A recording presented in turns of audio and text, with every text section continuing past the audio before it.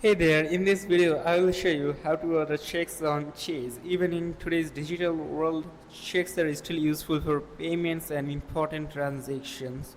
Ordering checks through Chase app is simple and you can customize them to match your style. Let's walk through the process step by step.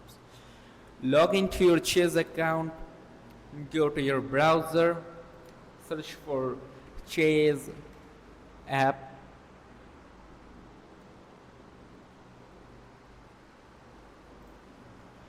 Make sure you have the latest version of the app for the best experience. Order checks, go to your account settings and find the order checks option under your checking accounts detail.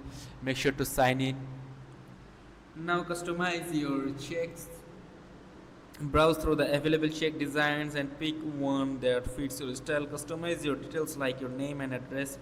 Finalize your order, review your design, personalization and shopping method carefully. Once everything looks good, confirm your order. Your checks will be delivered to the address on your make changes. If you want to make changes, go back to the checking ordering section in the app, and that's it.